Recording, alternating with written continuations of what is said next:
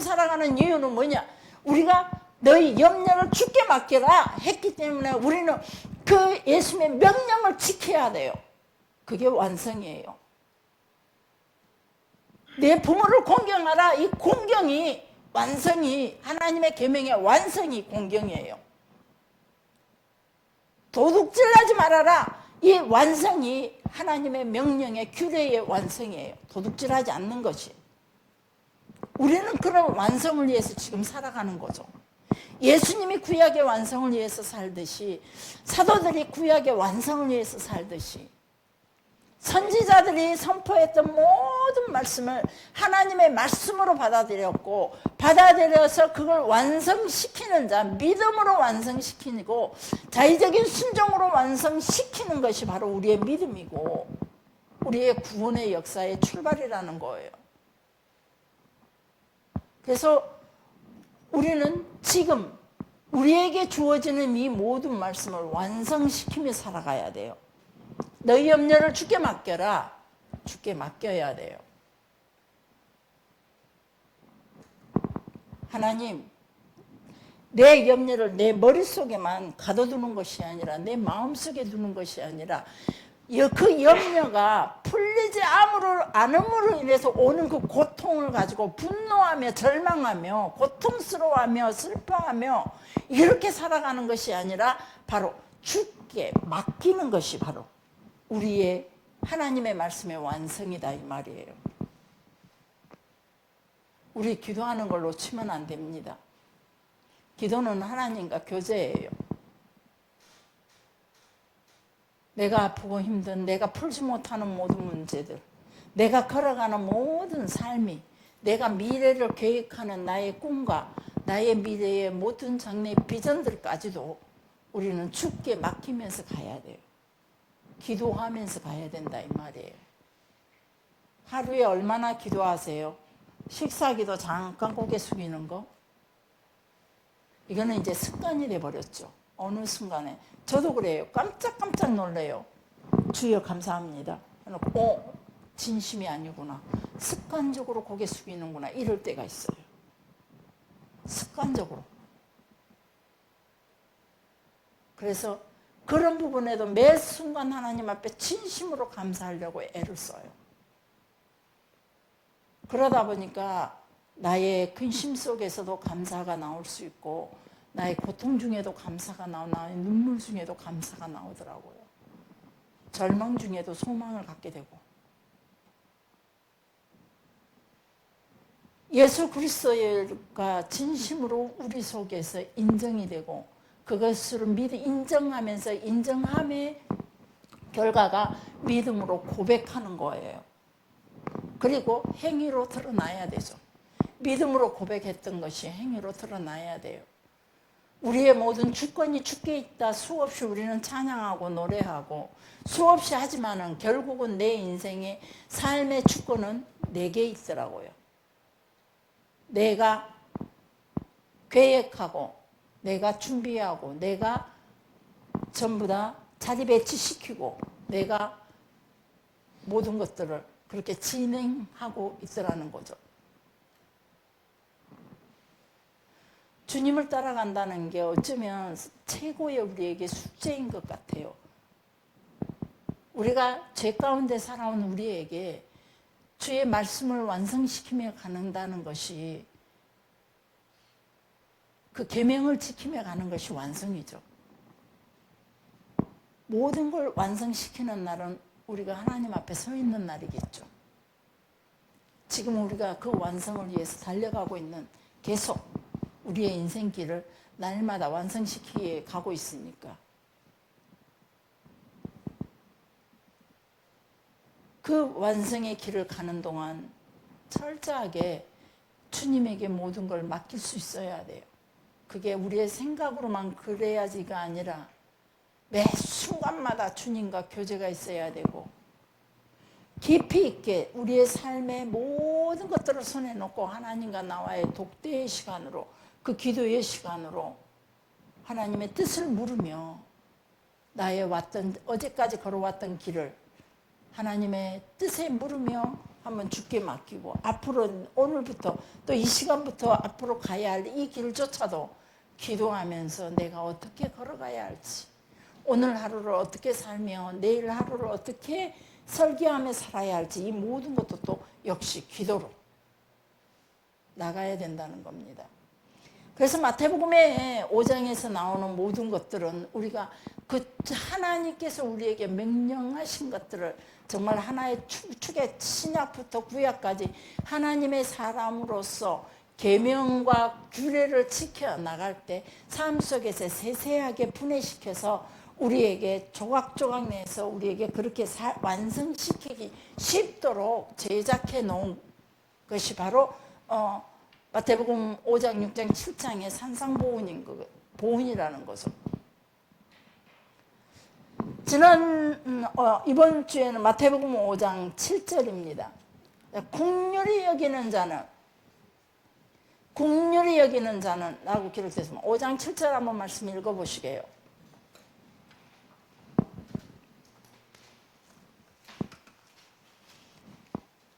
시작.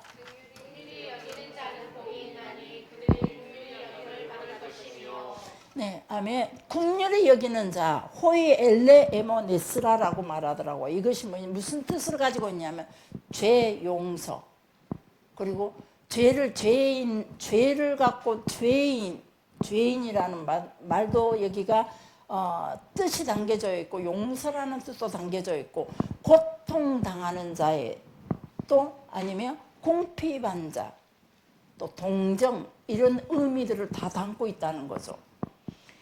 그래서 엘레오스라는 말은, 헬라어로 엘레오스라는 말은 자비와 사랑을 의미하고 있어요.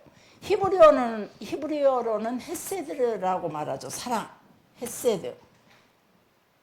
근데 또 우리가 긍휼이라는 단어는 라하밈이라는 단어입니다. 라하밈. 이게 긍휼입니다. 사랑, 히브리어로 헤세드, 사랑은 주인과 종의 관계, 친구들 사이의 그런 관계, 하나님과 어떤 사람과의 언약적인 그런 관계, 이런 것들을 설명하는 것이 헤세드 사랑이라면, 그리고 또 이런 것들은 이 헤세드는 감정이나 성품이 아닌 신뢰를 바탕으로 하는 구체적인 태도를 의미한다는 겁니다. 신뢰를 바탕으로 하는 구체적인 행위를, 감정과 성품으로만 하는 게 아니라, 너무 좋아, 아이들을 보면 막 너무 사랑스러워요. 이제는 저희 집에가 어린아이가, 우리 하영이나 시집 가면은 이제 갓난아이가 있을 판이죠. 그 아이들이, 그 어린아이, 갓난아이에서 조금 이제 막 안고 다니는 그런 아이들을 보면 너무, 왜 아이들이 다 똑같이 생겼더라고요. 너무 이뻐요, 다. 다른 얼굴이 안 보인 것 같아요. 그래서 그런 감정이 사랑이라는 게 사랑이 아니라는 거예요. 그런 걸 신뢰를 바탕으로 하는 구체적인 행위나 그 태도가 헤세드, 하나님의 사랑을 표현할 수 있어야 그것이 헤세드라는 사랑이라는 의미를 준다는 거죠. 근데 이제 히브리어로 라하밈이란 말이 긍휼이에요. 라함은 긍휼, 동정, 이런 의미를 가지고 있답니다. 라함의 명사형 단어가 레헴, 베들레헴이란 말 우리 많이 알죠. 레헴. 그래서 레헴의 뜻은 무엇이냐면 어머니의 자궁을 의미한다는 거죠. 목사님 설교 시간에 이 말씀을 몇 번씩 했었어요. 어머니의 자궁, 레헴은 어머니의 자궁을 의미한대요. 이 아기를 뱃속에 잉태하고 있는 어머니가 자신의 태아에 대해서 느끼는, 뱃속에 들어있는 아기에 대해서 느끼는 그런 감정을 일반적으로 긍휼의 감정이라는 거죠. 라함이라고 표현한다는 거죠. 그래서 뱃속에 있는 아이, 여자들은 남자분들도 그러죠. 내 아이의 잉태됨으로 인해서 그 잉태된 그 모습들을 보면서 느끼는, 아이들이 태동할 때 느끼는 그런 감정들이 바로 긍휼이라는 단어라는 겁니다. 엄마가 뱃속에 태아에게 느끼는 애틋하고 각별한 그 사랑, 그것이 국률이라는 거예요. 그래서 이 국률이라는 단어를 우리 성경에 보면 민망히 여기사, 예수님께서 민망히 여기사 이런 단어들이 많이 있어요. 민망히 여기사 이 말이 헬라어로 스플랑크니 조마이, 스플랑크니 조마이 이 단어를 가지고 있어요. 이 단어의 뜻이 뭐냐면 장이 끊어지게 아플 만큼 불쌍히 여기는, 그래서 그 고통을 공유한다는 의미죠. 내가 누군가를 이렇게 사랑할 때, 국률이 여길 때, 민망히 여길 때, 예수님께서 병자들을 민망히 여기시고 이런 단어들이 성경에 복음서에가 많이 있어요. 그건 무슨 말이냐면 그 병자가 당하고 있는 고통을 나도 같이 내가 국률이 여긴다면 그 고통, 그 절망, 그가 가지고 있는 그 절망스러운 그 마음들, 그 육체의 고통들, 그리고 번민들, 이런 것들을 내가 동시에 같이 느끼면서 장이 끊어지듯이 아픈, 그걸 생각하면서 장이 끊어지듯이 아픈, 그것이 바로 긍휼이라는 단어를 주는 의미라는 거죠. 그것이 바로 민망히 여기시는 예수님의 마음을 표현한 거라는 겁니다. 그래서 저도 교인들을 하나님 앞에 항상 기도하면서 교인들의 작은 움직임에 상당히 제가 힘들어 하거든요. 그래서 옛날에 하나님께 이런 기도를 한 적이 있어요. 하나님, 나는 눈에 보이지 않는 것들을 사랑할 수가 없다고. 그래서 예를 들자면 저 아프리카에 죽어가는 그 굶어서 죽어가는 배만 불룩 해가지고 앙상한 뼈만 남아있는 그 아이들의 사진들을 보면서 내 마음에 그렇게 애끓는, 긍휼히 여기고 불쌍히 여기는 그 애끓는 마음이 내게 없어요. 하나님 내게 사랑을 주세요.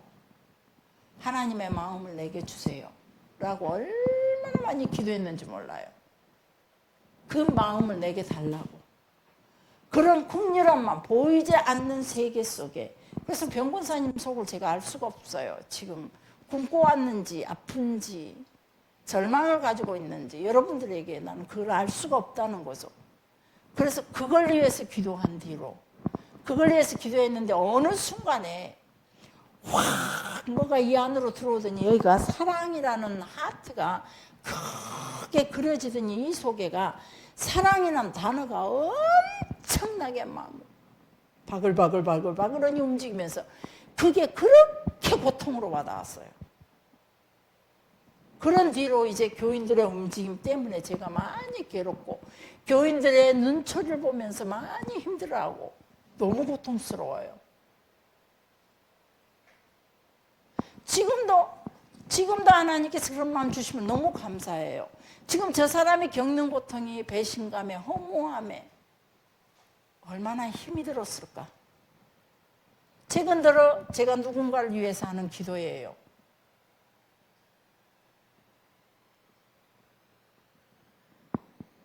그런 것들이 얼마나 힘들었을까. 그리고 또 주변에 일어나는, 자기들에게 일어나는 이 모든 일로 인해서 또 아프고 육체적인 통증으로 인해서 어쩌면 모든 걸 놓고 싶어 하는 그런 마음들이 제게 막 느껴지면서 너무 아픈 거예요. 제가 예수님의 긍휼의 마음, 민망히 여기시는 그 마음을 다 가질 수는 없지만 어쩌면 이런 마음들이 긍휼의 마음이 아닐까 조금 짐작해 보는 거죠. 조금 짐작해 보는 거죠. 누군가를 위해서 이런 경우를 당했을 때 얼마나 두려울까. 이런 경우가 있었을 때에 저들이 얼마나 허무할까. 지금 저들의 마음은 지금 어떤 마음일까라고 생각하면서 그것이 바로 우리가 가져야 긍휼히 여기는 자는 긍휼히 여김을 받을 것이요. 우리가 누군가에게 냉랭하다면 또 우리도 누군가가 나를 바라보는 시선도 그런 시선이겠지요.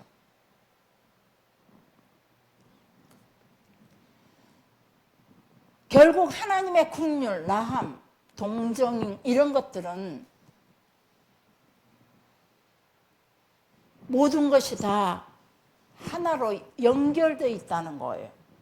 그래 미드라시라는 그 책에도 보면은 하나님의 공의와 하나님의 긍휼은 불가피하게 연결되어 있다라고 기록해주고 있어요.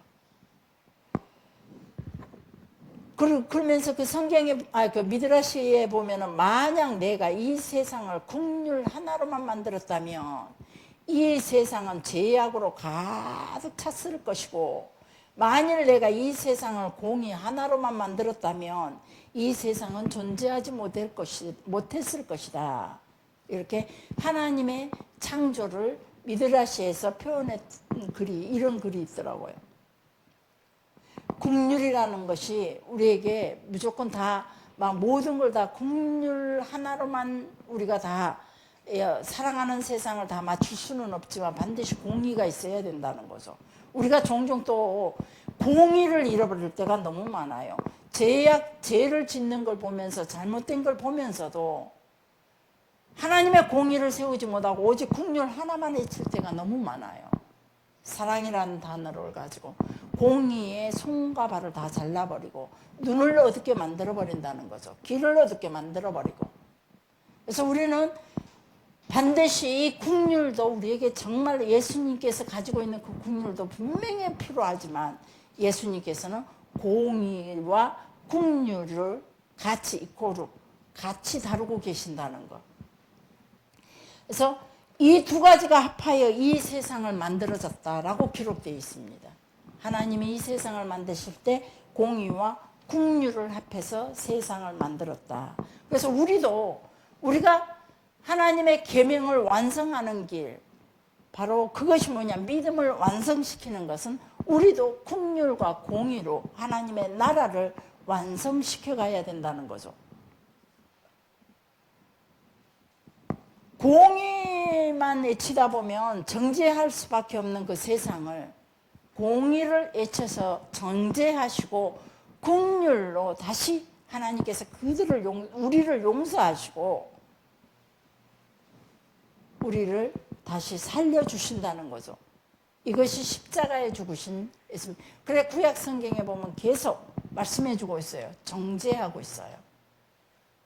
구약 성경은 대부분이 하나님의 사랑도 담겨져 있지만 이 끝없이 미래에 대한 희망과 소망을 주시며 절망 가운데서 소망을 주시고 죄 가운데서 책망을 하시면서도 끝없이 약속을 주시면서도 하나님께서는 구약 성경 대부분이 책망이에요. 공의를 세워가는 거죠. 우리 속에 우리의 심령 가운데 공의를 먼저 세우고 그리고 예수 그리스도의 사랑으로 그 공의를 완성시켜 나가는 거죠.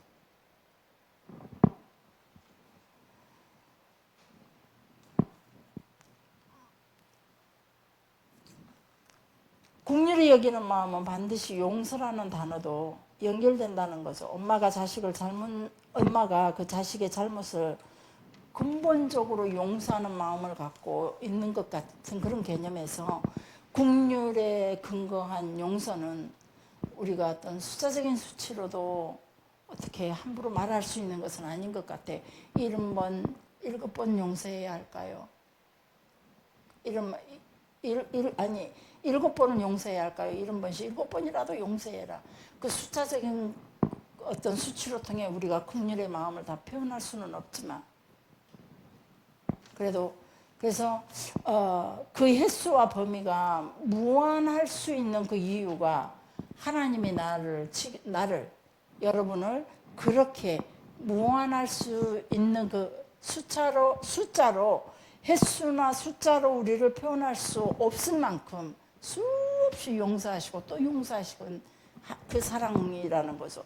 그래서 저도 생각해 보면 오늘 또 이런 기도를 어제도 이런 기도를 한 적이 있어요. 하나님, 지나온 내 시간에 나의 고통과 눈물, 절망, 그리고 그 허무함과 허탈함, 그 때로는 그 배신감과 그 표현할 수 없는 그 분노로 인해서 가졌던 그 고통의 시간들이 가만히 생각해 보니 하나님, 나의 어리석음 탓이었습니다. 라고. 주님 앞에서 내가 온전히 하나님의 그 말씀들을 온전히 이루지 못한 그 상황 때문에 우리가 당하는 그런 고통의 길이 지난날의 시간이었다면, 그래도 하나님, 내가 주 앞에 구하는 것은 그렇게밖에 살 수밖에 없었던 내 연약함이지만, 하나님, 내가 지금 구하는 이것들, 우리 교인들 문제 놓고 기도하는 것들, 나의 또 어떤 내가 주님 앞에 특별히 기도하는 모든 문제들이 하나님께서 그 긍휼로 나를 신원하여 주시고, 우리 교인들을 신원하여 주시고, 그 긍휼로 우리를 새롭게 하여 주시고, 그 긍휼로 우리에게 저들이 원하는 것들을 응답하여 주시옵소서라고 기도하고 있습니다. 그래서 기도가 계속 하나님 앞에서 말씀과 함께 하나님의 그 뜻을 완결시키려고 기도를 하다 보니까, 구약에 하나님의 명령했던 것들, 그리고 구약에서 우리에게 약속했던 것들을 나로 통해 이루어가는 삶이, 완성시키는 삶을 살아야지, 예언적으로 약속해 줬던 그것이 나로 통해 이루어지는 삶을 살아야지. 그러면서 하나님께서 나에게 주셨던 그 모든 약속들, 그리고 하나님께서 우리 성도들에게 주셨던 그 약속들, 누구든지 내 이름으로 구하는 자마다 내가 시행하리라 하셨던 이 약속까지, 내게 능력 주시는 자 안에서 내가 모든 일을 할 수 있다, 주어지는 환경 속에 일어나는 모든 일을 내가 감당할 수 있게 해달라고, 그 말씀 하나하나를 내가 이루게 해달라고 기도하고 있습니다. 그리고 여러분들이 그렇게 하기를 기도하고 있다는 거죠. 여러분들도 나는 못해요, 나는 안 돼요, 나는 왜 이래요, 내게는 왜 이렇습니까가 아니라, 바로 하나님, 나로 통해 하나님의 그 약속이 완성되게 해달라는 거죠. 그 기도를 하셔야 된다는 거예요. 주어진 그 약속의 말씀이, 선지자로 통해서 주어진 하나님의 약속들이, 하나님의 사람으로 통해서 주어지던 그 약속들이 나에게 그대로 이루어지게 해주세요. 나로 통해 이뤄가는 삶이 되도록 해주세요. 그렇게 맡겨야 된다는 거예요. 이게 기도예요. 나는 가만히 있고 하나님이 저절로 이뤄가는 게 없다는 거예요. 그래서 먼저 예치는 것이 회개하라, 너희가 그 약속을 이루는 삶이 아니었기에, 하나님의 명령, 예언적인 명령을 따라 사는 삶이 아니었기에 너희는 나를 배반한 자라라고 말하고 있는 거예요. 너희는 완악한 존재다, 패역한 족속이다. 예수님께서 그렇게 평가하셨어요. 여러분, 패역합니까? 완악합니까? 아니면 지금도 그 약속을 이루기 위해서 나로 통해 주시는 그 하나님의 약속들, 언약들, 나의 미래의 계획, 나의 미래의 비전들, 나에게 환경 속에 주어질 약속들을, 성경에서 기록된 그 모든 약속들이 내 삶 속에 나타나고 있느냐 없느냐, 이것이 바로 우리가 그걸 이루는 삶을 살아야 돼요. 내가 어떻게 하늘의 별을 따오며, 내가 어떻게 바다 끝에 가 설 수 있으며, 내가 어떻게 죽은 자를 살릴 수 있겠습니까?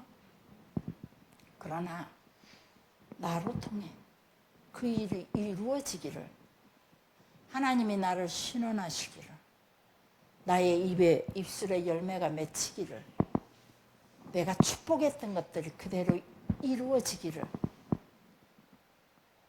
내가 전했던 하나님의 뜻이, 하나님의 말씀이 예언적으로 그들에게 완성이 되어지기를 끝없이 기도해야 된다는 거예요. 구약의 성경에 창세기부터 말라기까지 수많은 약속해주고 있지만, 그게 이루어지느냐 안 이루어지느냐는 바로 우리에게 있다는 거죠. 그 약속을 믿고 경건하게 기다리는 자들에게는 예수 그리스도의 그 죽음과 부활이 그들에게 놀라운 능력으로 다가왔던 거죠. 그렇지만 그 약속, 구약의 약속의 말씀을 듣고 지식으로는 알고 있었지만 그들은 결코 예수 그리스도를 영접하지 못했던 거예요. 하나님의 그 약속을 바라보지 못했던 거예요. 그래서 그들은 절대 우리를 구원하러 오신 초림의 예수를 볼 수가 없었고, 우리를 대신해 십자가 죽으시는 그 주를 오히려 조롱하며 비방하며 예수의 죽음에 오히려 더 돌을 던지고 예수의 죽음에 오히려 그들이 더 십자가에 못 박는 결과를 가지고 왔다는 거죠.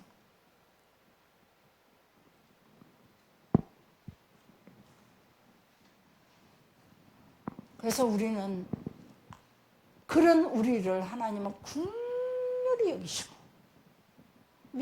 예수님께서는 우리를 민망히 여기시고 또다시 마지막까지 그 구속사역을 감당해 나가십니다.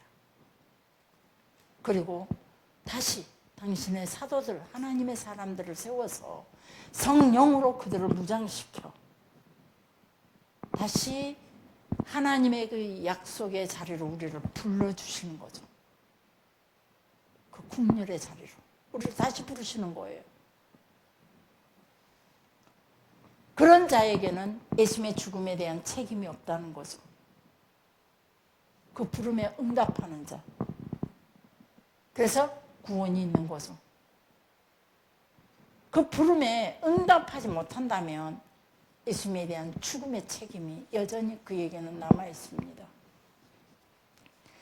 이 말씀을 읽으면서 기도하면서 말씀을 정리하는데 너무 무서웠어요. 나는 예수님의 죽음에 책임이 있는 자인가? 책임 없는 자인가? 여러분은 무엇로 자신할 수 있습니까?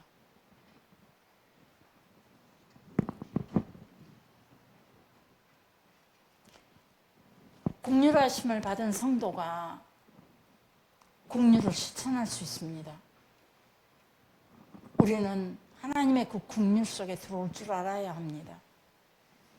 이 긍휼이 누군가를 위하여 기도할 때 누군가를 살릴 수 있고, 이 긍휼하는 마음이 누군가에게 하나님의 뜻이 실현될 수 있도록 그들을 도울 수 있다는 거죠. 제자들이 예수님을 따라다니면서 3년 동안 특별히 예수님의 사랑을 받았고 예수님과 밀접한 관계로 먹고 자며 같이 거했지만은 결국은 그들도 예수님을 버리고 저주하고 팔고 도망가고 그런 자리에 서게 됩니다.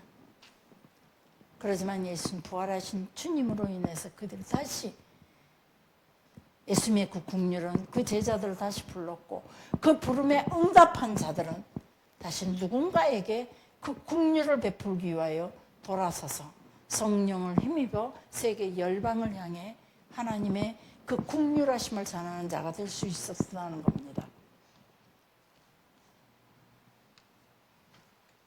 우리는 그 긍휼하심의 실천으로 인해서 다시 하나님께로 오는 그 긍휼하심을 받아서 계속 순환적인 작업이 계속돼야 된다는 겁니다.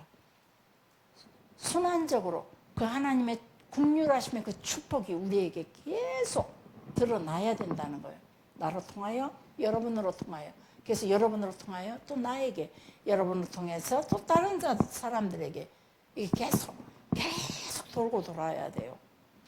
우리나라가 돈이 돌아야만 경제가 산다 그래서 이번에 돈들을 막 풀었지 않았습니까? 돈이 돌아야 경제가 살죠.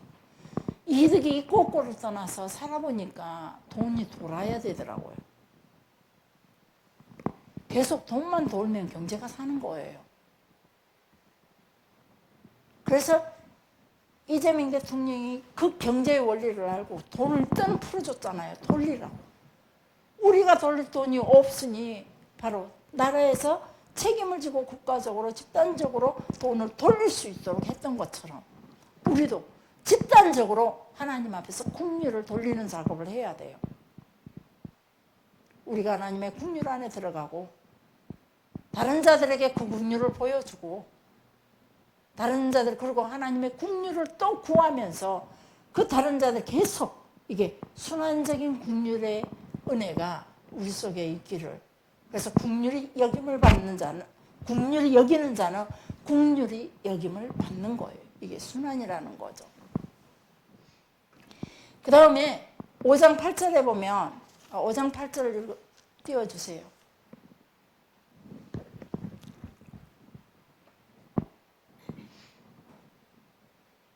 안 나옵니까? 저기 뭐냐 거기를 5장 8절 시작.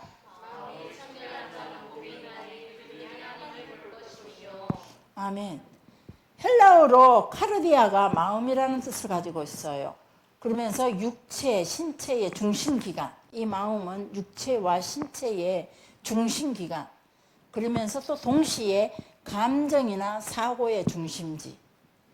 또 카르디아는 가슴을 표현하기도 해요. 그리고 도덕적으로, 의식적으로 청결을 하는 것이 또 이 카르디아라는 단어를 쓰기도 해요. 결국은 카르디아는 인간의 사고와 종교적, 윤리적 행위의 원천을 대표한다 이 말이에요. 인간의 지정의의 근본이 바로 카르디아예요. 근데 히브리어로 레바브라고 말해요. 마음은 레바브, 레브라고도 해요. 근데 이 뜻은 심장이란 뜻을 가지고 있지만 단순하게 심장이라는 뜻도 가지고 있지만 신체의 기관 가운데 심장을 의미한다는 그런 말보다는 히브리 관점에서는 레바브를 그 사람의 모든 의지와 행동을 결정하는 기관이다라고 생각을 해요. 그들이 가지고 있는 거는.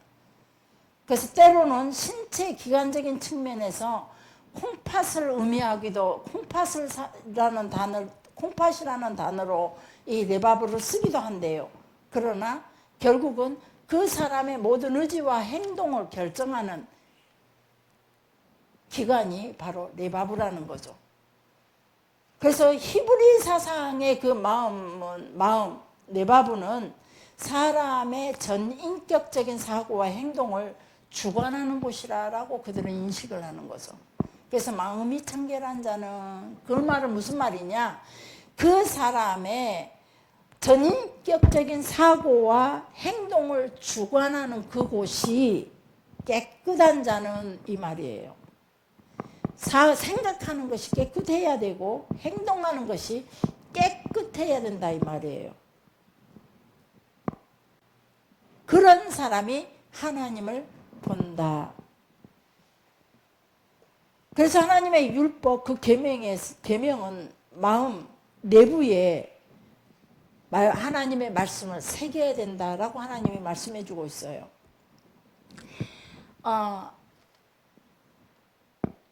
시내산에서 모세가 식경을 받을 때가 오순절이었대요. 계절상 오순절 때. 그런데 사도행전에 오순절에 성령이 다시 오실 때에 그때도 오순절이었어요. 그래서 어떻게 연결을 시키냐면은 시내산 오순절 때 하나님께서 구약시대 때는 하나님의 나라 모세를 통해서 출발하시면서 구약시대 때 하나님의 나라를 출발시키면서 종살이하던 그들에게 하나님의 나라를 출발하면서 시내산에서 오순절 때 하나님께서 직접 돌에다가 새기어서 하나님의 계명을 주셨어요. 완전히 변치 않는 돌에다가 하나님 직접 새겨서. 오순절 때 성령이 오신 목적이 무엇이냐 이 말이죠. 그러면 오순절 때 성령이 이 땅에 오신 목적이 뭐냐. 제가 성령이 오신 목적을 가만히 묵상하면서 그러면은 이걸 같은 의미로 본다면은 그러면은 성령이 오신 목적이 어떤 걸까? 우리 교회에서 한참 성령의 역사가 나타났을 때 대부분이 성령의 역사를 어떤 나타나는 현상에 많이 치우쳤어요. 그래서 전부 다 기도받으러 오는 것이 뭔가를 요구하는 것이 전보듯이 요구를 해왔어요. 그래서 지금 끊임없이 얘기를 하죠. 전 보는 거 아니다. 뭔가를 나한테 물으려고 하지 말아라. 같이 우리는 기도할 뿐이고 그때그때 하나님께서 내게 주시는 어떤 응답이 있다면 그걸 나눌 뿐이지. 그러지 내가 전 보듯이 누군가의 인생을 이렇게 꾀가 맞춰서 갈 수는 없다는 거예요. 그러면 성령이 오신 목적이 뭐냐? 성령은 우리에게 예수님께서 말씀하시기를 성령이 너희에게 올 때 성령은 너희에게 모든 것을 가르치고 내가 한 말, 예수님께서 하시는 모든 말씀을 가르치기 위해서 오는 거예요. 우리 속에 말씀을, 그래서 너희가 어디를 가든지 네가 무슨 말을 혹시라도 잡혀간다, 복음을 전하다가 잡혀간다 할지라도 걱정하지 말아라. 그때 네가 가서 어떤 어려운 자리에 가서 무슨 말을 할까? 내가 여기 가서 어떤 말을 해야지? 무슨 말을 해야지? 이걸 미리 염려하지 말아라. 성령이 너희에게 그때 무슨 말을 해야 할지 성령께서 너희에게 생각나게 하시고 가르쳐 주실 것이라 라고 말씀해 주고 있어요. 성령에 충만한 자는 누구도 그를 가르칠 수 없다. 왜? 성령이 가르치기 때문에. 인간의 지혜 있는 자들이, 인간의 판단 좋은 자들이, 인간의 지식 있는 자들이, 인간의 능력 있는 자는 누구도 그 사람을 가르칠 수 없다. 왜 그러냐? 더 위대하신 성령 하나님의 영이 함께 하시기 때문에 그보다도 더 큰 정답은 없고 그보다 더 완벽한 정답은 없기 때문에. 성령이 우리에게 오신 목적이 바로 이런 것들 때문이라는 거예요.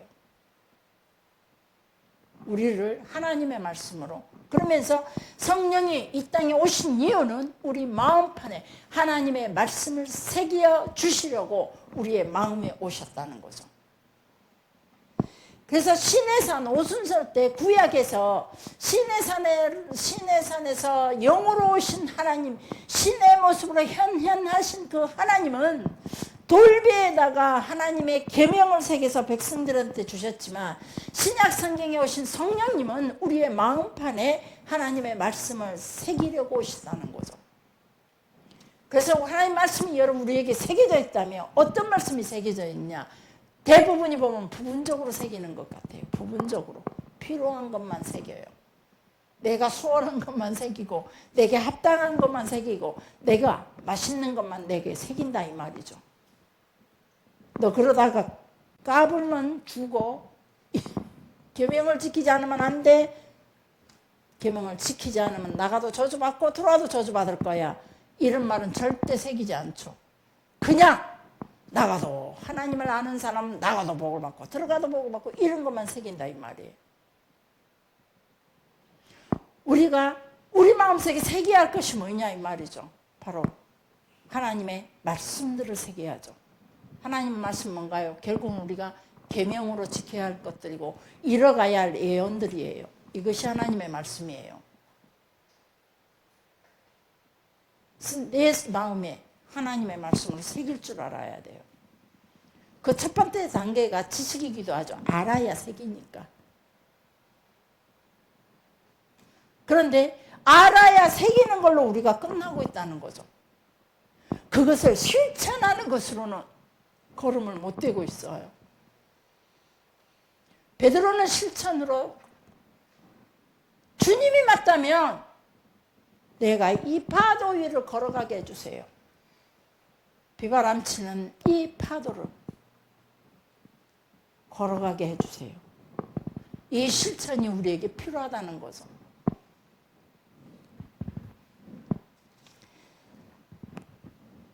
성경에 보면은 이브리서에게 그 표현에 보면 두 마음을 품었다라는 말이 있습니다.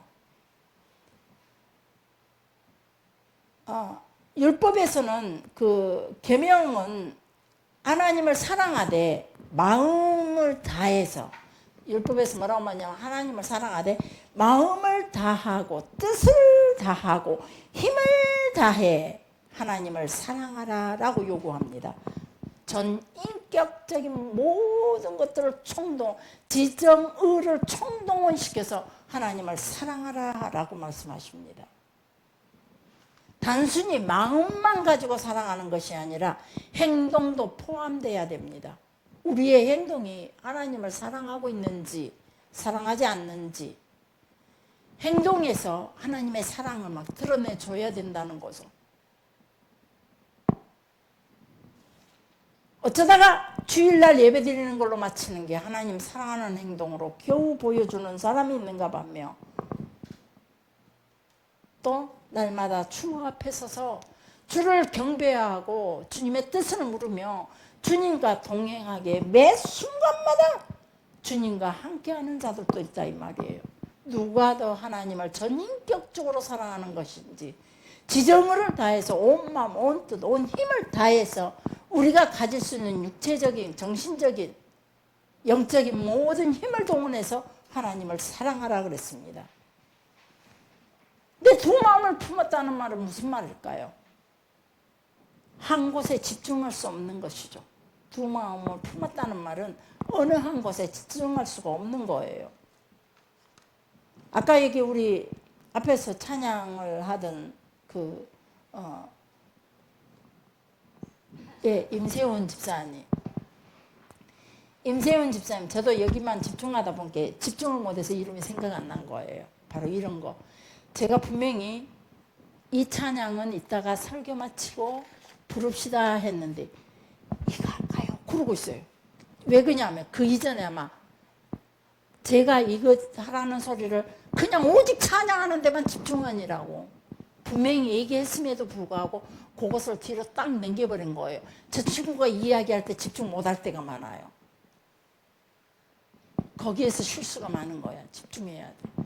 회사에 가서도 직장에서도 어찌됐건 사람과의 관계 속에도 특히 모든 관계 속에 하나님 관계에도 집중해야 돼.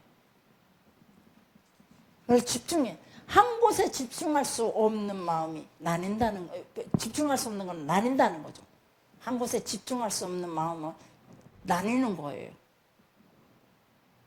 이런 사람을 보고 성경에서 뭐라 하냐면 마음이 깨끗이 못한 자다라고 말해주고 있어요. 이런 사람의 마음과 행동이 하나님에게서 멀며 하나님께서 그들을 사특하다라고 하시면서 싫어하신다는 거예요. 이런 사람들은 하나님의 산에 오를 수도 없고 하나님을 만날 수도 없다, 배울 수도 없다라고 시편에서 말씀해 주고 있어요. 하나님께로 집중하지 못한 자들은 사특한 자요, 하나님과의 관계가 먼 자요, 그들은 하나님이 싫어하시고 하나님의 산에 오를 수도 없고 하나님을 배울 수도 없다. 그러나 마음이 청결한 자는 하나님을 볼 것이요, 마음이 청결한 자는 하나님이 만나 줄 것이라는 겁니다. 그 헬라어로 데아오만이라는 단어가 있는데 이게 뭐냐, 볼 것이라는 단어를 쓸 때 종종 사용되어지기도 합니다. 뭐 블레포라는 단어도 있고 호라오, 보다 이런 단어들도 있지만 그 중에 데아오만이라는 단어는 눈여겨보다 이 말이에요. 경험을 통해서 본다, 실제적으로 본다. 그래서 우리가 마음이 청결한 자는 실제적으로 하나님을 우리가 눈여겨보고 하나님을 눈여겨볼 때 경험으로 통해 하나님을 알게 되고 그 실제적으로 하나님의 나에게 역사하시는 모든 것들을 우리가 경험으로 알게 된다는 거예요. 그래서 모세를 부르셨을 때 나는 스스로 있는 자다. 이 스스로 있는 자는 무슨 뜻이냐? 물론 스스로 있는 자다 그 단어보다도 내가 앞으로 살아가면서 경험하게 될 나, 그래서 우리가 살아가면서 내가 하나님을 따라가는 하나님 백성으로 하나님을 나의 주로 여기고 따라가는 그 순간부터 오늘 이 순간부터 오늘 만나는 하나님, 내일 만나는 하나님, 모레 만나는 하나님, 풍당 중에 만나는 하나님, 내가 죽을 것 같은 마음을 가졌을 때 만나는 하나님, 내가 절망 가운데 만나는 하나님, 내가 배신감에 홀로 울 때 만나는 하나님, 이런 하나님을 만나면서 내 삶 속에서 만나면서 그 하나님이 누구인지를 그때 네가 알게 될 것이라는 거죠. 그때 나를 위로하는 하나님, 절망 가운데 있을 때 나를 소망 주시는 하나님, 내가 무거운 짐을 안고 하나님께 아랬더니 내 무거운 짐을 벗어주신 하나님, 내가 고통 중에 부르짖을 때에 나의 고통을 아시고 나를 신원해 주시는 하나님, 문이 닫혔을 때 기도할 때 내게 창문을 열어주신 하나님, 웅덩이에 빠졌을 때 나를 건져주시는 하나님, 이런 경험으로 통해서 내가 비로소 모세 네가 비로소 하나님이 누군지 알게 될 것이다. 여러분은 지금까지 경험한 하나님 어떻게 알고 계시나요? 저는 생명이 죽게 있어요. 죽을 곱이 참 많이 넘겼어요. 스스로도 죽을 자리에 섰었고 또 죽을 수밖에 없는 자리에 어린 때부터 죽었다가 몇 번씩 살아난 경험들이 있어요. 그래서 나는 절대 하나님께서, 질병으로도 마찬가지고 실제로 죽었다가도 살아났고, 그래서 난 하나님께서 살리고자 하실 때는요, 아무리 주위에서 나를 죽이려고 덤빈다 할지라도 나는 죽지 않는다는 거죠. 그러나 내가 아무리 살려고 발버둥 쳐도 하나님이 나를 데려가시려고 작정하시며 먹을 것을 많이 쌓아놔도 건강을 지키고자 그 발버둥을 쳐도 결국은 우리의 생명은 하나님 앞에 갈 수밖에 없다는 거예요. 내 재물이 나를 지킬 수 없고 나의 건강 프로그램이 나를 지킬 수 없고 내가 세우는 보초들이 나를 지킬 수 없다는 거예요. 결국은 무너지게 돼 있다는 거죠. 그래서 저는 고백하는 게 하나님, 내게 하나님은 어떤 분이냐? 제게 하나님은 생명의 하나님, 생명의 근원이신 하나님. 저는 너무 밀어냈어요. 너무 순진했고 말도 버벅거리고 부끄러운 말도 못하고 그런 사람이었어요. 그런데 나를 지혜롭게 하신 하나님, 나에게 분별할 수 있게 하신, 누구보다도 나는 다 보이는데 저 사람 마음이 지금 나한테 어떤 마음인지, 교회에 어떤 해를 끼칠지 다 보이는데 여러분 교인들은 그저 좋게만 보는 거예요. 그때가 내가 가장 괴로워요. 나에게 분별을 주신 하나님께 너무 그 분별을 주셨어요, 하나님. 그리고 여기까지 나를 인도하신 하나님. 저는 요즘 계속 얘기하는 게 여기까지 나를 인도하신 하나님. 딱 오늘 이 순간 이 자리까지 나를 인도하신 하나님. 내일이면 또 그렇게 고백할 거예요. 나를 여기까지 인도하신 하나님. 너무 벅차요, 저는. 그 수많은 내 인생의 삶 속에서 그 얽히듯 거미줄 얽히듯 얽혔던 그 모든 내 인생의 고통과 눈물과 그런 삶 속에서 나를 여기까지 인도하신 하나님, 너무 멋져요. 저는 하나님에 대해서 여러분 앞에 고백할 게 너무 많아요. 여러분은 어떤 걸 자신 있게 전할 수 있어요? 나의 하나님, 그분은 어떤 분인지. 하나님께 집중할 때에 하나님이 어떤 분인지 제대로 볼 수 있다는 거예요. 마음이 청결한 자, 두 마음을 품지 않는 자가 하나님이 어떤 분인지 알 수 있는 거예요. 하나님을 알기를 원하세요? 어떤 하나님인지 여러분도 자신감을 갖기를 원하세요? 두 마음 품으시면 안 돼요. 오직 주께로, 상황이 어떻든지 마지막 주님께로, 마음이 깨끗한 자, 마음이 청결한 자, 분명 두 마음을 품지 않는 사람이라고 그랬어요. 하나님만 마음속에 담고 있어야 된다는 거예요. 하나님만. 그 마음 내부, 그 한 곳에 우리가 하나님께로 집중할 수 있어야 된다는 거예요. 그때 그 행동이 자신의 마음에 따라서 행동으로 나타나거든요. 소개가 누가 들었냐에 따라. 이 마음에가 누가 있냐에 따라 나의 행동이 드러나는 거죠. 속이 상해도 내 속에 하나님이 있기 때문에 와서 아버지라고 할 수 있는 거고, 화가 나도 와서 아버지 하고 하는 거예요. 절망이 왔지만 그래도 와서 아버지 할 수 있는 건 내 속에가, 세상의 환경은 저에게 절망을 주고 세상의 환경은 저에게 고통을 주고 다시는 일어설 수 없을 만큼 나에게 그런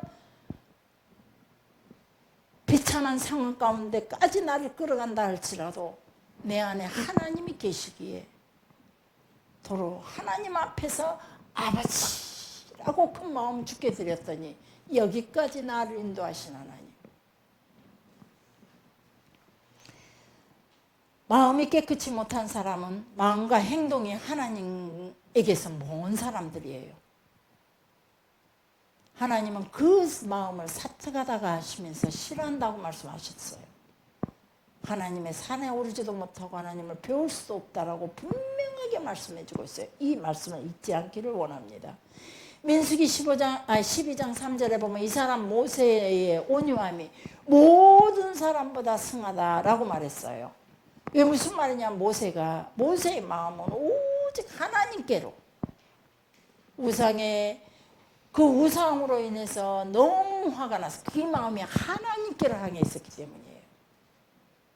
그래서 거기에서 너무 화가 나가지고. 그리고 모세의 성격은 대단한 거예요. 하나님 준 그걸 다 깨트려버리고 또 나중에 우상 숭배하는 모든 사람들을, 제사장들, 레위인들에게 칼을 가지고 우상 숭배했던 모든 사람들 죽이게 했어요. 우상 숭배에 금송아지 넣고 참여하지 않는 사람들이, 그 참여한 모든 사람들을 죽이게 했죠. 그런 일도 있었지만 모세가 보면 성격이 보통 아니다 이 말이에요. 그래도 그 마음에는, 모세의 마음에는 오직 하나님만 있어요. 그래서 그 하나님의 산에 오르는 자가 됐던 거죠. 하나님 중심뿐이었어요. 그 거룩한 곳의 선자가 누구냐? 그 하나님 산에 오를 자가 누구냐? 바로 그 모세였어요. 오직 마음이, 이런 마음이 청결한 자라라고 말씀해 주고 있어요. 마음이 깨끗한 자라, 뜻을 허탄한 데 두지 아니하고 거짓 맹세하지 않고 여호와께 복을 받고 구원의 하나님께 의인이라 인침을 받는 사람들, 이런 사람들이 바로 마음이 깨끗한 자라는 겁니다. 정결은 모든 것이 하나님 앞에서 정상적일 때 정결이라고 말할 수 있는 거예요. 누가 정결하냐? 하나님 앞에 정상적인 관계가, 그 정상적일 때마다 정결이라는 거죠. 하나님과 나와의 관계가 정상적으로 계속 운영될 때, 그때 내가 정상적인 사람이 되는 거죠. 그래서 정결한 자라 칭함을 받는다는 거예요. 순결은 무엇이냐? 정결을 추구하는 마음이 순결이라는 거예요. 추구해 가는 것이 바로 순결이에요. 내가 정결을 추구해 가는 거. 하나님과 정상적인 관계를 맺기 위해서 늘 내가 내 삶을 조심하고, 언행을 조심하고, 생각을 다듬고, 내 속에 하나님 중심으로 살기 위해서 두 마음을 품지 않고 살아가는 그 모습이 바로 순결이라고 말하는 거예요.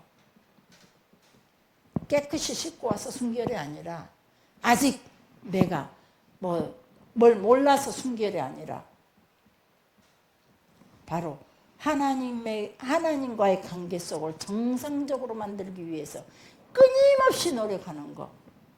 왜 우리는 하나님과의 정상적인 관계가 제대로 있는지 다시 한번 여러분들이 자신을 살펴보았으면 좋겠다.